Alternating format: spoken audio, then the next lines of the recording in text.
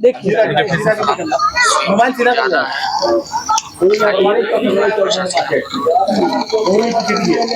थोड़ा और देख, बस यहीं से दिखाइए।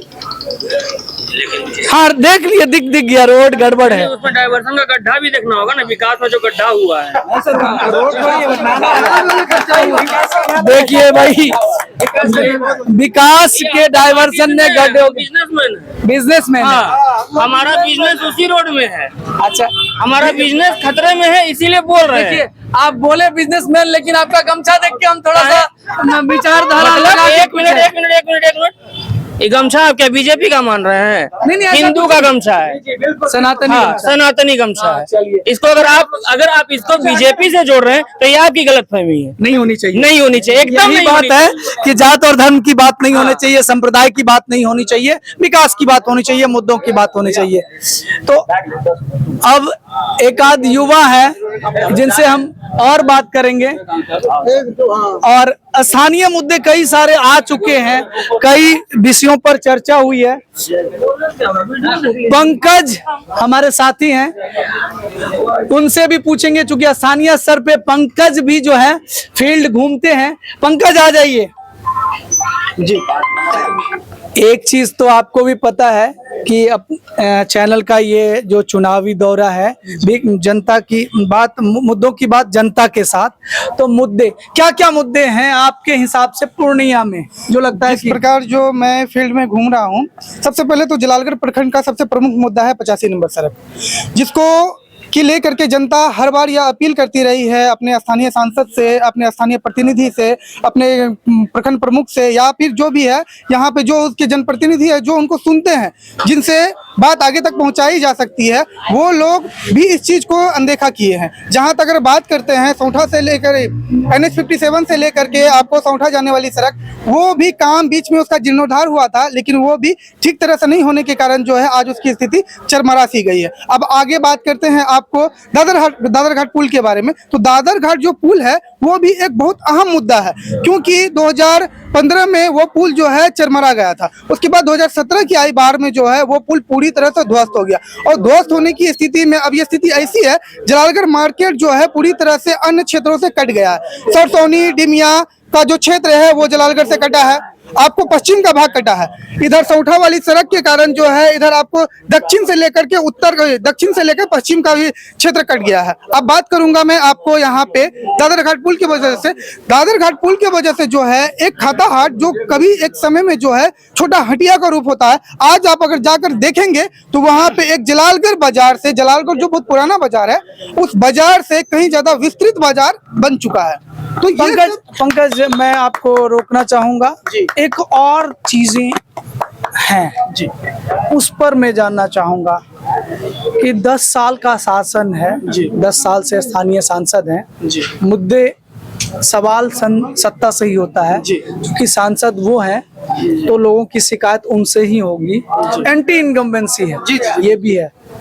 लेकिन जो हालात हैं, जमीनी हकीकत है, चुनावी दृष्टिकोण से कहाँ जा रही है गाड़ी कहीं जाएगी, लेकिन अब इसमें मैं ये नहीं कह सकता हूँ मुद्दा रहेगा जी, विकास मुद्दा। और रही बात की वर्तमान सांसद, मैंने तो सिर्फ वो काम गिनाए हैं जो उन्होंने नहीं किए हैं, अब मैं वो काम भी गिनाऊंगा जो उन्होंने किए हैं। अब जैसे कि बात करता हूं मैं कि आपको हफनिया वाला जो सड़क है, जो आपको मुख्य NH 57 बाजार से होते हुए आपको पूरब की तरफ जाती है, वो एक ऐसी सड़क थी जिसकी स्थिति लगभग 10 वर्षों से बुरी ही जर्जर कंडीशन में, उसको बनाने का काम जो है जो स्थानीय प्रतिनिधि उन्होंने किया। तो अगर वो काम अगर अच्छा करते हैं तो लोग उसको सराहेंगे भी। एक तरफ मत देखिए, हमें दोनों तरफ देखना पड़ेगा। हाँ? 10 वर्षों में एक सड़क बना, ठीक, 4 सड़क खत्म हो गया।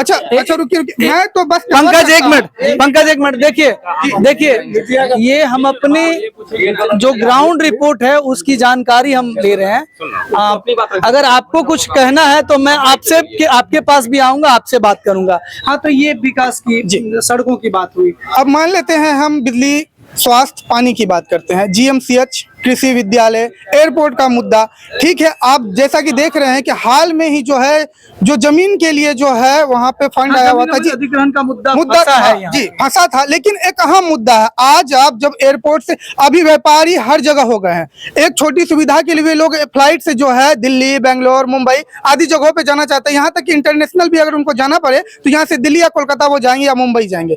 लेकिन यहाँ पे क्या है, एयरपोर्ट बहुत ही अहम मुद्दा है, जो चूंकि जो है आज उस पे ध्यान देने की बहुत ज्यादा जरूरत है। अब ट्रेन की बात करते हैं तो ट्रेन जो है सीमांचल जलालगढ़ के क्षेत्र की बात करते हैं, यहाँ पे किसी भी कोई भी स्पेशल ट्रेन का ठहराव नहीं है। एक पैदल पुल का जो है मांग हमेशा से होता आ रहा है जलालगढ़ स्टेशन में, वो अब तक पूरा नहीं हुआ है। मतलब स्थानीय मुद्दे जो हैं वो भी चुनाव में, लोकसभा के चुनाव में हावी हो रहे हैं। स्थानीय मुद्दे भी, स्थानीय मुद्दे भी। अरे वही तो बता, सुनिए ना, मुद्दा है जलालगढ़ टू किशनगंज रेलवे कब पास हुआ है? आप तो यहाँ के हैं लोकल, आपको तो पता होना चाहिए। अभी तक नहीं बना इस 10 वर्षों में। तो हर इससे जो पीछे पास, एक ही साथ पास हुआ, पीछे नहीं, एक ही साथ हुआ है। अररिया टू गलगलिया जी बन के रेडी है, 25 में शायद उसका लोकार्पण हो जाए, आदमी जाने आने लगेंगे वहां से। लेकिन जलालगढ़ और किशनगंज का जो रेलखंड का मुद्दा है, अभी तक उसमें कहीं कुछ थोड़ा सा भी काम नहीं हुआ है। इन 10 वर्षों में संतोष कुशवाहा का वहां ये नहीं गया है। देखिए, बात निजी स्तर पे नहीं जाने की है, लेकिन एक बात है कि देखिए, मैं अब आपके पास आ रहा हूँ, मैं आपके पास आ रहा हूँ पंकज, माइक दे, मैं इनके पास आ रहा हूँ। आप भी सत्ता में रहे हैं, साथ, ठीक है, साथ रहे हैं। बहुत छोटा कार्यकाल था और बहुत बड़ा काम करके गए हैं। ऐसा कुछ मत समझिए। 17 महीनों में तेजस्वी यादव ने जितना रोजगार देने का काम किया है, क्या पूरे भारत में किसी प्रदेश में इतना रोजगार मिला है क्या? मैं यहाँ पे रोकूंगा आपको। बोलिए। तेजस्वी यादव जी उप मुख्यमंत्री रहे हैं जी, सारा दारोमदार तो नीतीश कुमार। तो वही नीतीश कुमार जी बोल रहे थे कि बाप घर से पैसा लाएगा, लेकिन वही तेजस्वी जी के साथ जब नीतीश कुमार सरकार बनाए 17 महीनों में, तो 5 लाख लोगों को उन्होंने रोजगार देने का काम किया। रिकॉर्ड है, बिल्कुल ये ऑन रिकॉर्ड है। अच्छा, एक बात और है, एक नई बात आई है, जनसभा से उठ करके आई है। क्या लगता है कि इंडिया गठबंधन के उम्मीदवार की स्थिति बहुत अच्छी नहीं है? ये बात मंच से आई है और ये कंक्लूड के पहले मैं आपसे पूछना चाहता हूँ, ये बात इसलिए, उसमें बड़ा ही अजीब सी बात आई कि इंडिया अगर नहीं दे रहे हैं तो एनडीए को दे। आखिर क्या कारण है कि सबसे पहली बात हार मान लेना, नहीं हार नहीं माने हैं। सबसे पहली बात उस चीज को आपको समझना पड़ेगा। तेजस्वी जी का कहने का मकसद क्या था? या तो एनडीए या तो इंडिया। मीन्स क्या? अब या तो नहीं, बीच में जो आए हैं ये बीजेपी के एजेंट बन करके, तो तेजस्वी जी का सब कहना, कौन किसका नहीं, मतलब इंडिया या एनडीए हम कहते हैं। हमारे पास रिकॉर्ड है, मैंने सुना ये बातें इंडिया और एनडीए की हो रही है। मैं एक बात और कहना चाहूंगा, हमारी लड़ाई एनडीए से है, आपकी लड़ाई एनडीए से है, इसमें कोई दो मत नहीं। मैं मान लेता हूं कि आपकी लड़ाई एनडीए से है, लेकिन जो हालात हैं, क्या प्रजातंत्र में किसी निर्दलीय प्रत्याशी को चुनाव लड़ने का अधिकार नहीं है? आप विपक्ष को समर्थन कर रहे हैं अपने मंच से, ये बहुत बड़ी बात है। देखिए, जनता है, जनता मालिक है, हर कुछ जानती है जनता, तो ये चीजें तो अजीब है ना, इसको तो आप मानते हैं? बिल्कुल अजीब नहीं है। हमारा देखिए, हम बार बार बोल रहे हैं, तेजस्वी जी का कहने का मतलब सेम था, या तो एनडीए या तो इंडिया। हमारी लड़ाई सुनिए, हमारी लड़ाई एनडीए से है, हमारी लड़ाई एनडीए से है। ये तेजस्वी जी नहीं बोल रहे हैं, इनका कहने का मतलब है। तेजस्वी जी तो सीधा बोल रहे हैं कि मतलब या तो एनडीए या तो इंडिया।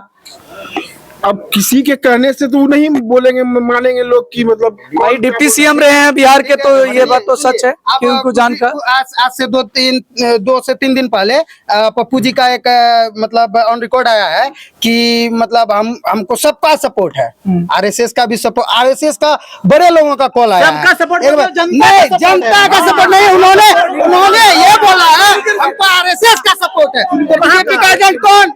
सुनिए, मैं बीजेपी का एजेंट आरएसएस में कहीं बाहर से आदमी थोड़े आता है, पब्लिक ही रहता है उसमें, आम आदमी ही रहता है ना, तो सपोर्ट तो देगा ही। इसका मतलब हम आरएसएस में है, अगर साथ दे दे तो इसका मतलब ये तो नहीं है कि हम उसका पर्सनल है, बिल्कुल खरीदा हुआ है, ऐसा तो नहीं। वो अपना मतदान है, हम कहाँ देंगे। बिल्कुल बिल्कुल, मत तो जनता, यही जनतंत्र है कि जनता का मत स्वतंत्र होता है, उनका खुद का होता है।